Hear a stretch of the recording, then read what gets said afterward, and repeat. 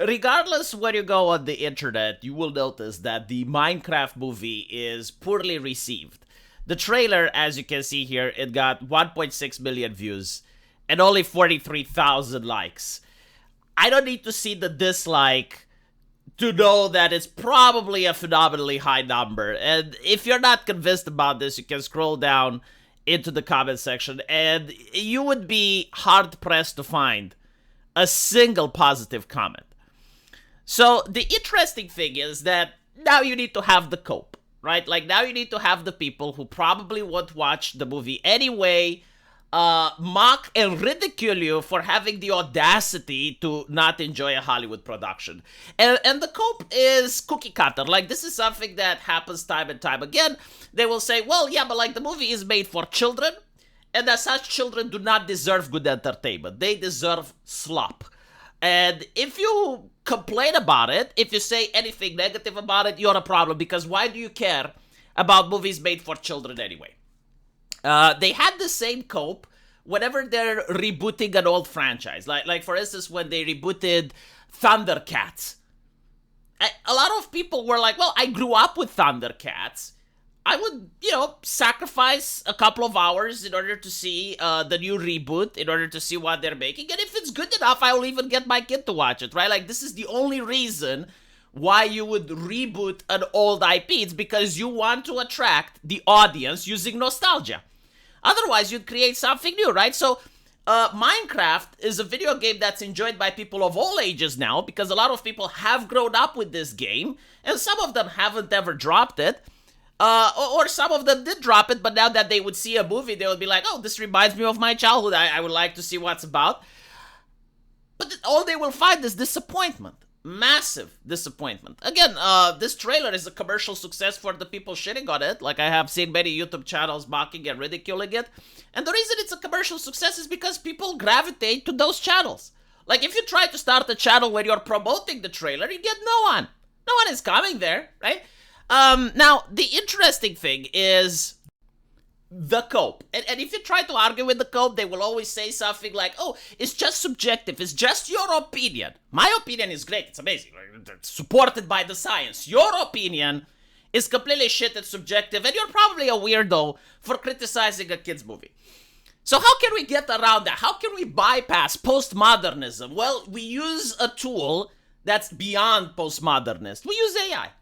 I mean, it's a search engine, right? It's compiling the entire database of human knowledge. And on top of that, it's also left-leaning. I don't think anyone is going to say that ChatGPT is an anti-woke tool built to criticize modern movies. So let's ask ChatGPT about this, right? Let's tell it what's happening. So the new Minecraft trailer is receiving negative backlash, with a lot of people sending negative comments, as well as downvoting it.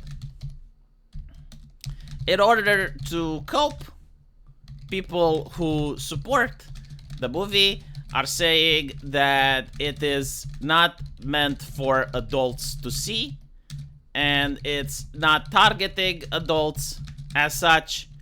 People who have any sort of criticism on the trailer are weirdos. What is the problem with this statement, right? I think I'm fair. I think I'm describing it fairly accurate, right? Again, let's see what ChatGPT has to say, because now it's not subjective. ChatGPT is not a human being. It cannot be subjective. So what are we going to get? And you can try this yourself. You can, use whatever tool you want. You can use Grok, or you can use something else, so that we bypass the subjectivity. And what it says is the following.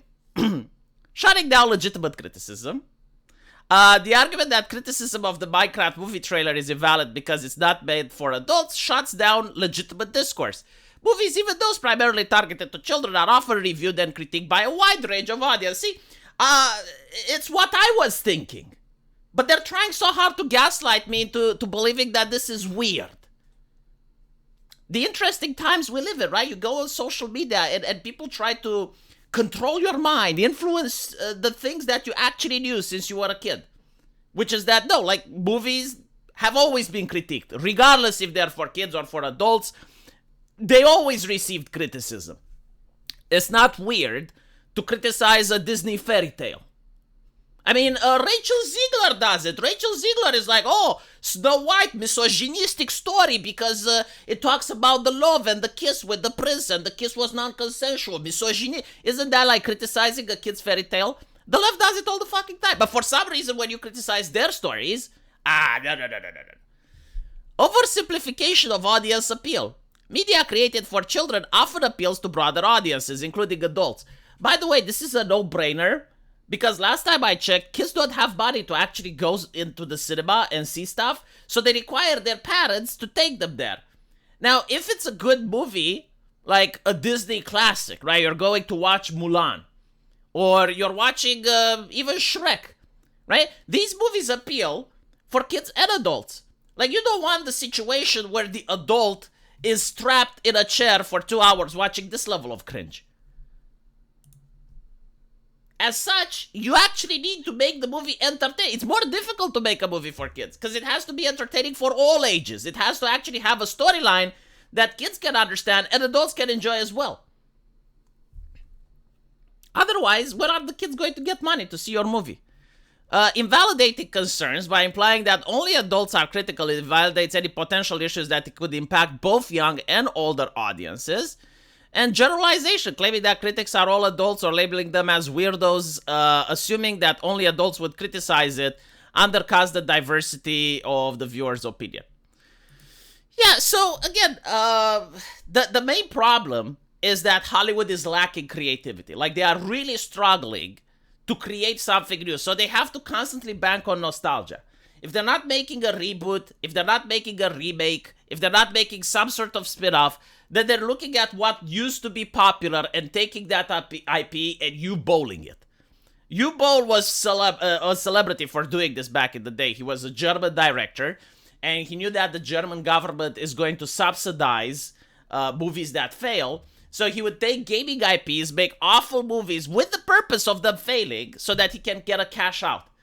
And it's pretty much what Hollywood is doing right now, but unfortunately, it's not sustainable. Right? Like, maybe for the people at the top that want these productions to fail and want to embarrass these actors are the reason why it's failing. And one of the main criticism, by the way, is that they are using real people. Like, a lot of individuals just wanted Minecraft to be fully animated.